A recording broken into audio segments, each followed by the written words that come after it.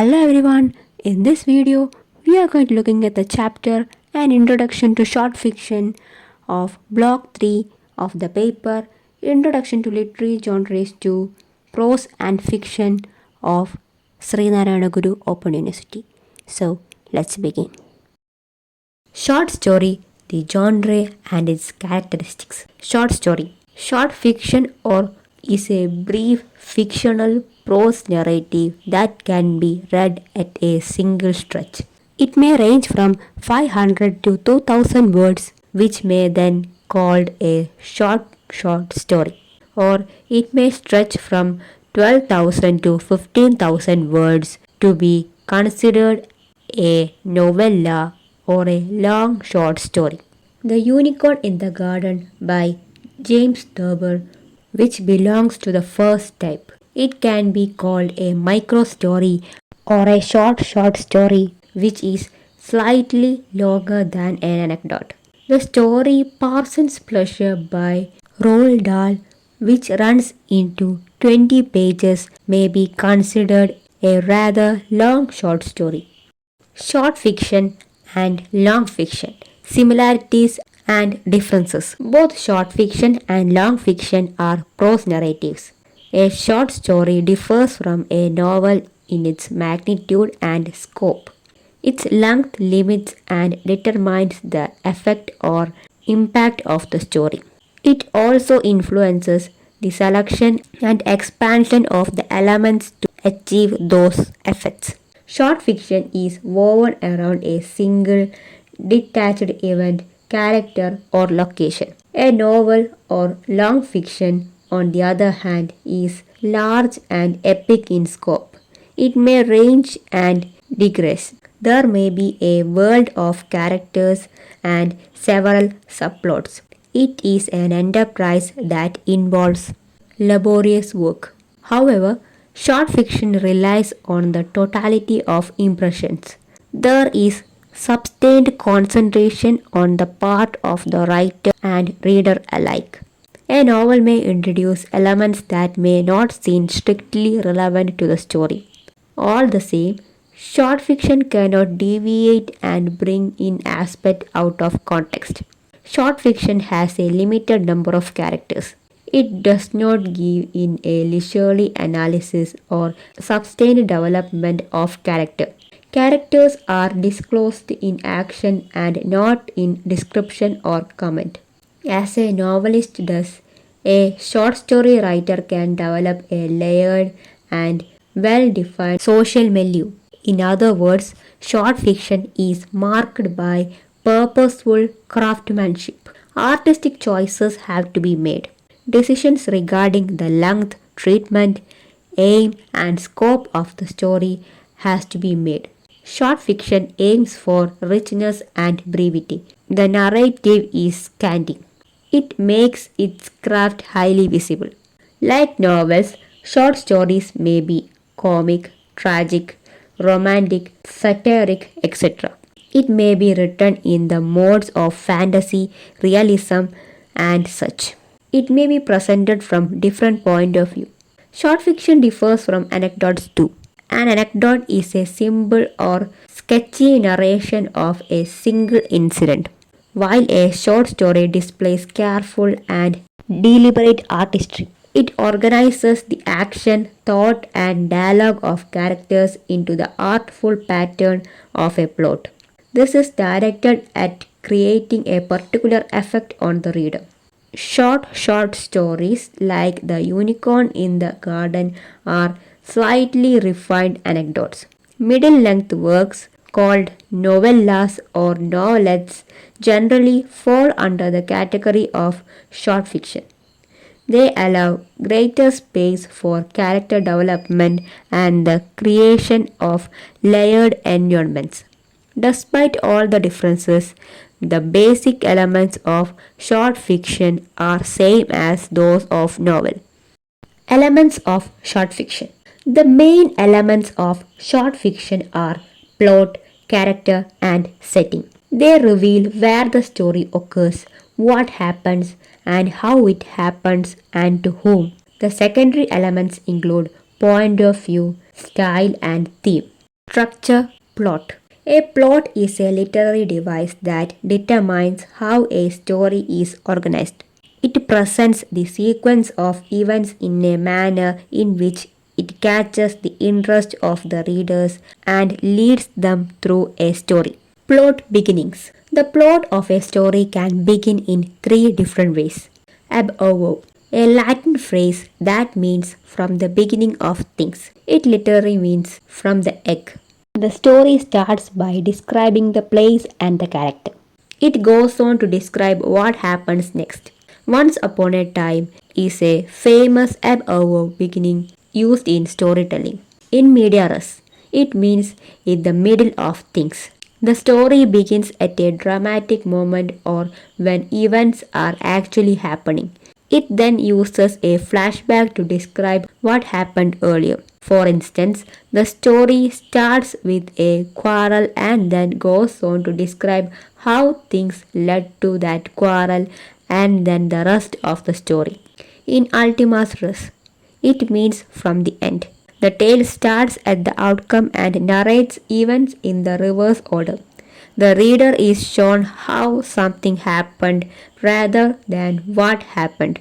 For example, it may start with a death or a wedding and then describe how it happened to take place.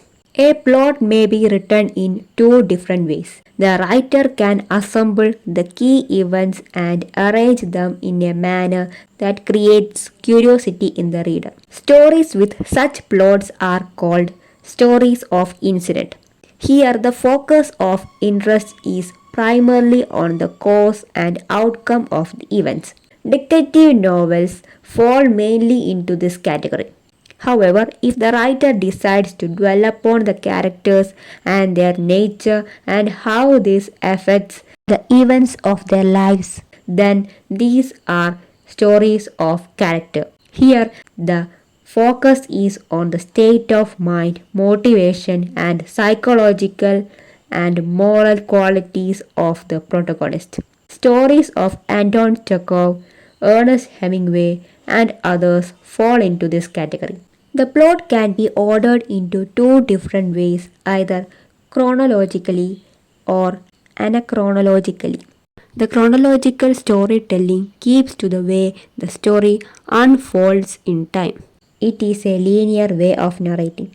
It starts with the beginning, moves to the middle, and then the end shows the way in which story concludes. In an anachronological handling of the plot, the story may begin halfway when several things have already happened, and using flashback mode, the writer will narrate what happened in the past. Time is handled in a non-linear manner. The usual plot structure, which is equally applicable to drama, fiction, and short stories, is as follows. The beginning of the plot is called the exposition, where the characters are introduced and the background is set. Then the writer introduces a complication in the story, which is called the rising action. This leads to the climax, which forms the central point or at times the turning point of the story. What follows is the falling action or denouement, leading to the resolution of this complication. Depending on the ending, the plot is classified as tragic or comic. If the story ends in tragedy, it is called catastrophe. If you are happy, it is a conclusion. Character. A character is a figure in a literary work around whom the plot is spun.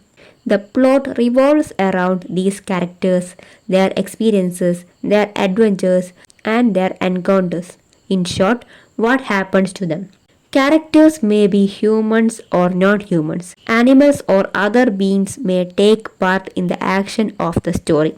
Anthropomorphism. It is attributing human characteristics to non human beings such as animals, robots, extraterrestrials, or even gods. They dress, live, think, and speak like humans and are governed by passions such as anger, jealousy, lust, love, greed, etc., which are human traits. Example: animal characters in the Aesop fables, the Panchatantra, or George Orwell's The Animal Farm. Cartoons like Donald Duck and those in the movie The Lion King are anthropomorphic. Characterization is generally connected with the development of the plot. The complication in the plot happens because of the nature of the characters. The motives and goals of the characters determine the events in the plot. There are very few original plots. What makes similar plots seem different is the uniqueness of each character. In order for a work to be believable, the characters must appear convincing to the reader. For the readers to be convinced, they should be able to visualize them. Authors make the characters come alive not only through the description of their attire, physical attributes, etc., but also through their thoughts, emotions, and actions. The author can achieve this through two different modes of representation. The first is by describing the character to the reader, which is the direct way. Second is by showing the reader what the character is like, which is the indirect method. Dialogue is an important technique to reveal the character. Dialogue makes possible both direct and indirect characterization through their own words. It also makes the character more believable. Characters in short stories are limited in number. The brevity of the genre calls for economy of expression while portraying the character. Characters may be defined according to their depth and complexity. E.M. Forster has differentiated between flat and round characters. Flat characters are one dimensional. They remain types throughout the tale, representing a single idea and do not show any psychological growth. Such characters may remain good or evil throughout. We see such depictions in caricatures or cartoons. Round characters, however, are multidimensional or wholesome. They shift and change and register emotional and psychological growth. Characters may also be divided into static and dynamic types. Static characters remain unevolved and unchanged whatever experiences they may undergo. Dynamic characters, however, evolve and change in response to their experiences. The main character is called the protagonist. The character that stands as an adversary to the protagonist is called an antagonist.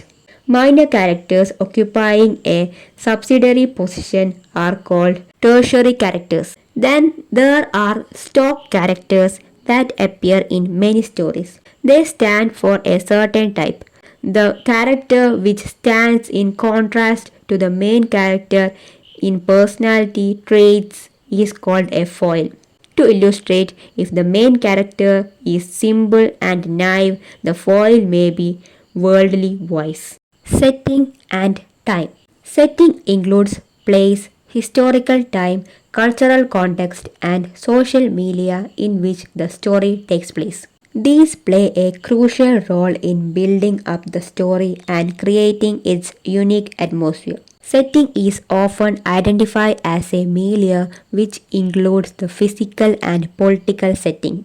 The cultural context involves the various value systems, beliefs, customs, religions, lifestyles, etc. shared by the people in the story in a specific time frame. The cultural context helps the reader understand what is happening in the story and why. Place. Setting as backdrop. The story is propped against the place or backdrop. It is the most basic way in which the concept of place works in a story. For instance, the setting can be an apartment, a farmhouse, a ship, a shop, a street, an island, or a battlefield. It sets the stage for how the characters interact. The conflict is played out against this backdrop. Setting as atmosphere. The setting helps create the mood of the story and connects the reader to the emotional state of the character. Setting also helps in the build up of character. We feel what the character feels, sees, hears, tastes, and smells. What is observed and the manner in which it is described illustrate the character. The setting makes the story much more believable. Time. When we speak of time, we are referring to the fictional time or historical time. It is not the chronological time that we experience in real life. Fictional time is illusory. The story is usually set in a particular historic time, current or past. The historical time forms the backdrop of the story. In addition, the time may be stretched out or compressed. Things that happened over months and years may be compressed into a few paragraphs or pages. The writer handles time in different ways while writing a scene, a summary, a flashback, a flash forward, or slow motion. By creating a scene, the dramatization of an event, the felt of time. By creating a scene, the dramatization of an event, the felt time of the story is established. While giving a summary of an event, the writer makes a summary of significant time that the reader experiences while reading. Flashback or flash forward manipulates fictional time while taking the reader into the past or the future. Slow motion helps the writer freeze an important moment so that the reader can absorb the full significance of what is actually happening. Point of view. Point of view is the eye of the story which sees the events that happens in the story unfold. It is at once the witness and the narrator. Also known as narrative perspective, it is an essential element in storytelling. It is the perspective from which the story is told. It determines the character with whom the audience will sympathize. Most of the stories are narrated from three possible points of view: first person, second person, and the third person. However, the narration may be either subjective or objective. The first person point of view uses the pronoun I. This I may be the character in the story or the persona of the author. The whole story unfolds as a first hand experience. First person POV sounds more intimate and authentic. It gives the reader confidence. By its very nature, the first person point of view is also subjective. This would render the narrator unreliable. An unreliable narrator will not give a complete account of what is occurring in the story. This may be because of either biases or a lack of awareness due to limited scope or restricted vision. Another common factor in all the first person narratives is the unique voice of the narrator. The distinctive quality of the speaker is highlighted by the narration. The manner in which they speak, the words they choose, and the ways in which their sentences are patterned are very much distinctive. The second person narrative voice puts a distance between the narrator and the author. It also makes the reader implicit in the action. By referring to you, the reader is drawn into the scene while the narrator distances himself and herself from the subjectivity of I. Instead, a more impersonal, more objective view makes the reader personally involved in the narrative. The second person POV offers an intense and immersive experience. The readers feel the things happen right down close in front of them. For instance, look at the personal involvement of the reader in the sentence. You crack open the door of the mansion and you find a woman sitting alone on a chair. The third person is usually the narratorial voice. The narrator can be equated with the writer. The persona need not be the writers themselves. It is a role assumed by the writer. It can also be a character within the story. There are four types of third person point of view: subjective and objective, omniscient and limited. The subjective narrator feels for the character, takes to the heart the human drama that is unfolding as they narrate, and the reader is intimately tied to the situation. The third person objective narrator is detached and reveals through dialogue what is happening, leaving the reader to make the inferences. The omniscient narrator sees everything and hears everything, even the innermost thoughts of all the characters. The limited third person has a restricted point of view and is not let into all the thought processes. Style. Each writer has his or her own style. Style is the way in which a story is written, the devices used by the author to express their thoughts and convey the subject matter. This style is molded by the unique personality and quirks of the author and stands out as distinctive. It can be identified by the means an author uses to create an effect, such as diction, imagery, and rhetorical devices. Style refers to the way in which the author presents the content of a work. It influences its aesthetic quality and determines the emotional response of the reader. Style may also reflect the literary movement or the period in which the author writes. For instance, we can say that the author is writing in a formal or romantic style or in a classical or modernist style. Language. The language used depends on accuracy to convey the exact meaning and mood that the writer intends. The words used must be precisely the right word. To convey the appropriate mood, a specific word has to be used. For instance, skipped with joy, jumped with joy, and danced with joy convey different types of intensity and delight. The writer may use suitable rhetorical devices to embellish the language and convey the mood. The use of authentic dialects and slang in dialogues enhances the quality and credibility of the work. Artfulness and artlessness. The author may adopt a self conscious style of narration. Then it is called the artful style. The artfulness in narration can be identified by the way the author calls attention to the way they write. The style may be oblique. For example, writers may use their creativity to move up with new sentence structures. Artlessness in narrative style is just its opposite. The writing is straightforward. It is marked by spontaneity and authenticity. The reader feels that the narration is natural and self conscious. Voice. Voice is the writer's signature. It is the attitude of the author towards the subject matter of a literary work as well as the reader.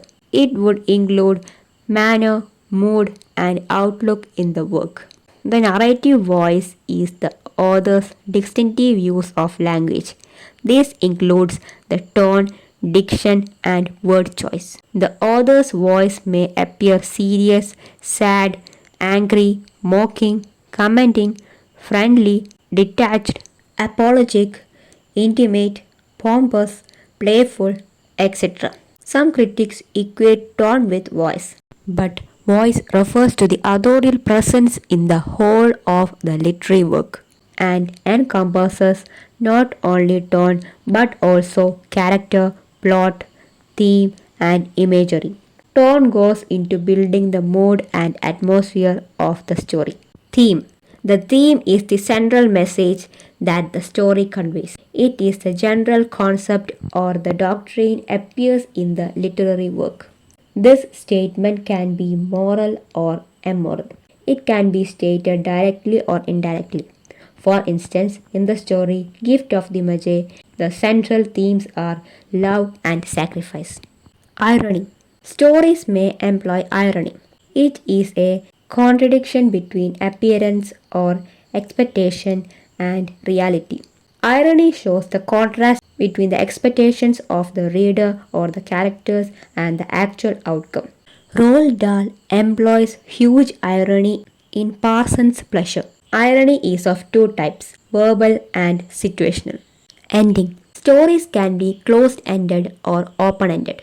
Closed-ended stories neatly merge and link the various details, leaving the reader with a neat, clean-cut ending. There is a proper closure.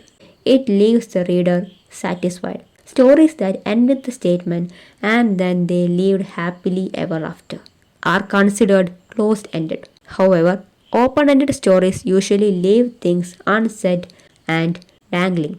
They abandon the reader at the pinnacle of excitement. Many things are left unsaid, and there is no proper closure. The reader has to use his imagination to guess what may happen. The author leaves us at the point when things heat up. We are overcome with curiosity thinking about how the central character is going to react to the turn of events. These are all about this chapter. I hope you understand this video and thank you for watching.